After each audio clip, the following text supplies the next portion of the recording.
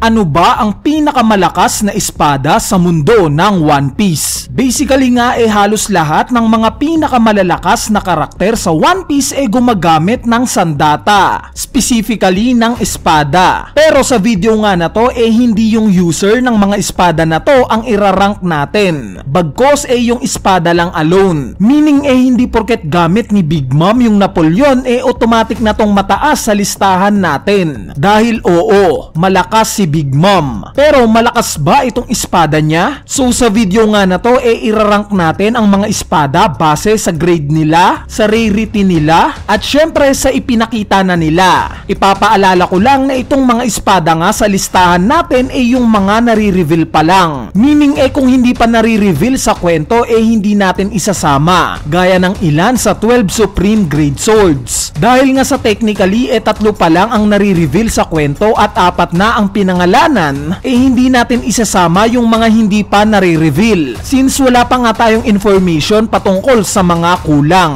At para umpisahan nga itong topic natin bibigyan ko muna kayo ng refresher patungkol sa mga grade ng espada. Basically nga may 3 grades ng espada. At ito nga yung 50 skillful swords, 21 great grade sword, at ang pinakamataas sa 3 na 12 supreme grade sword. Bukod nga sa 3 yan may 2 pang technically kasama. At ito nga yung mga ungraded swords at yung mga unknown grade swords. So from the word itself, ungraded swords, meaning yung quality nga ng pagkakagawa sa mga espada na to hindi gaanong mataas para maabot yung qualification na mapasama sa mga graded swords. Ang best example nga dito yung Kikoku na ginagamit ni Trafalgar Law. Itong mga unknown swords naman from the word itself din, unknown, meaning hindi pa officially na nire-reveal yung mga grades nila. Kaya possible na sa mga future chapters yung ilan sa mga espada na nakita na natin ma-reveal na kabilang pala sa 12 supreme grade swords, 21 great grade sword, or 50 skillful swords. In short wala pa silang pagkakakilanlan sa ngayon. At ito nga yung isa sa magiging point ng video na to. Dahil yung ilan nga sa listahan natin mga unknown grade swords. Pero dahil nga sa nakita na natin silang ginagamit may knowledge na tayo sa mga espada na to. Ngayon kung malinaw na nga ang lahat game umpisa na natin itong topic natin. Ang ikasampu nga sa listahan natin itong Wado Ichimonji, Nidai Kitetsu at Amino Habikiri. So basically kaya ako nilagay itong 3 espada na to sa ikasampu sa listahan natin simply dahil sa kumpirmado na nga yung grade ng sword nila, which is kabilang nga sila sa 21 great grade sword na mas mababa lang ng isa sa mga supreme grade swords. Pero syempre as the story goes on at ma-reveal pa sa hinaharap yung ibang kabilang sa 12 supreme grade swords bababa sa listahan natin itong 3 espada na to. Ang ika-9 naman sa listahan natin itong espada ni Vista. Hanggang ngayon nga wala pang pangalan itong espada niya. Ultimo itong grade nga unknown pa rin.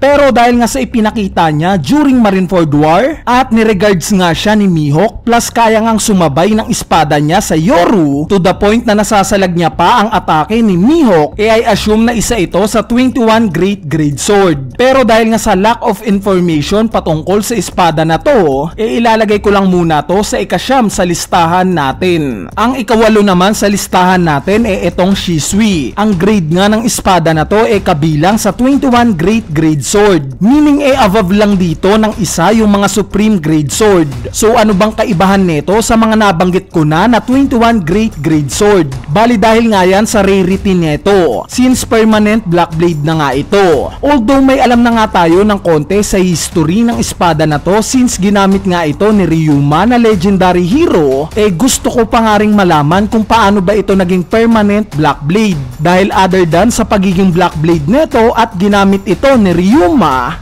parang wala nang special sa espada na to. Kaya naman nilagay ko nga sa mas mataas sa listahan natin itong Enma. At ito nga yung yung ikapito sa listahan natin. Kuya Eneru, bakit naman mas mataas itong Enma kesa sa Shisui? Diba similar lang naman silang kabilang sa 21 Grade Sword? Plus Black Blade pa nga itong Shisui na wala sa Enma. Bale ang naging basihan ko nga dito yung information. Dahil during Wano Arc nga nalaman natin yung special ability netong Enma. At ito nga yung nagagawa daw ng espada na to na mailabas ng user niya yung armament haki niya. Kaya nga nakita natin si Zoro na nagagawang umatake ng mas higit pa sa intended niyang atake. Kumbaga may kakayanan itong Enma na ilabas yung full potential ng gagamit sa kanya. At isa pa inabanggit nga rin ni Sukiyaki na mataas daw ang posibilidad netong Enma na maging Black Blade sa hinaharap. Kaya kung potential lang ang pag-uusapan mas far superior talaga itong Enma kesa sa Shisui. Anyway, itong ika-6, 5 at 4 naman sa listahan natin ginawa ko ngang tabla. Since konti pa nga lang yung impormasyon ng mga espada na to. Pero yung potential nga nila sobrang tataas. Hindi ko nga sila magawang itabla sa isang pwesto dahil magkakaiba nga sila.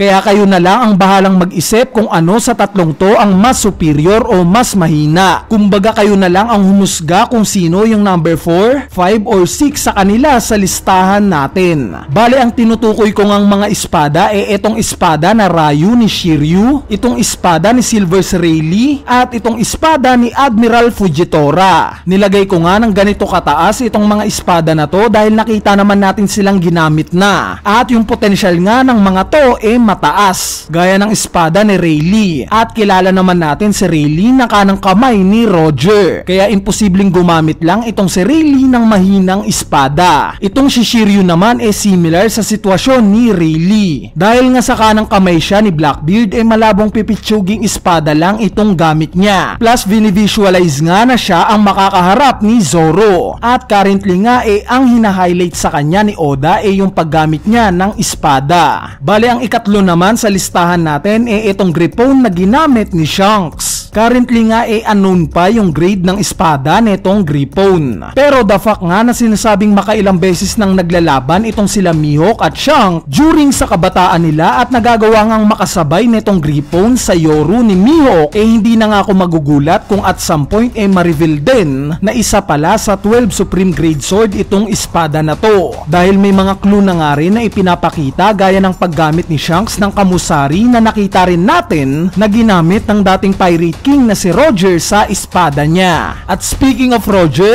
ang ikalawa nga sa listahan natin nagtabla. At ito nga yung espadang Ace na ginamit ni Roger at yung Mura Kumugiri na ginamit naman ni Whitebeard. Ganito nga kataas sa listahan natin itong dalawang espada na to hindi dahil sa malalakas na karakter ang gumagamit sa kanila. Bagkos kaya sila nasa ikalawa sa listahan natin dahil sa pareha silang kabilang sa 12 Supreme Grade Sword. Yes guys, confirm na nga itong dalawa na to. At ito nga yung pinakamataas na grado ng espada. Bali lilinawin ko lang sa mga nalilito sa Mura Kumugiri. Marami nga akong nababasa sa comment na bakit daw kabilang sa 12 Supreme Grade Sword ito. Hindi naman daw ito espada. Yes, naginata nga itong Mura Kumugiri. At ito nga ang nag-iisang known Supreme Grade Sword na hindi espada. Pero yung blade kasi neto kinukonsider as may mataas na grade level. Kaya technically parang espada na rin ito dahil sa blade neto na nilagay lang sa ibang form. Anyway, ang nanguna nga sa listahan natin itong Yoru ni Mihawk. So no brainer nga na hindi mauna sa listahan natin itong Yoru. Since bukod nga sa kabilang ito sa 12 Supreme Grade Swords, na-achieve na nga rin neto yung Black Blade na masasabi nating sobrang rare sa mga espada. At ito nga yung rason kaya mas mataas itong Yoru kesa sa Mura Kumugiri at Ace since Black Blade nga ito. Bali although hindi pa nga natin nakikita yung full potential ng espada na to pinakitaan naman na tayo ni Mihawk sa kung ano ang kaya netong magawa during Marineford War. At yes, hindi pa nga seryoso si Mihawk sa Marineford War. Kaya what more kung makita pa natin siyang magseryoso sa laban o makita natin yung flashback niya gamit itong Yoru. Diba? Panigurado sobrang hype neto. Anyway, ayan na nga yung listahan natin ng mga espada na pinakamalalakas sa series base ng One Piece. Teka, para sa inyo ba, ano sa tingin nyo ang pinakamalalakas na espada sa One Piece? Kung may listahan nga rin kayo, wag na kayong mahiyang i-comment yan sa ating comment section sa ibaba para mapag-usapan natin yan.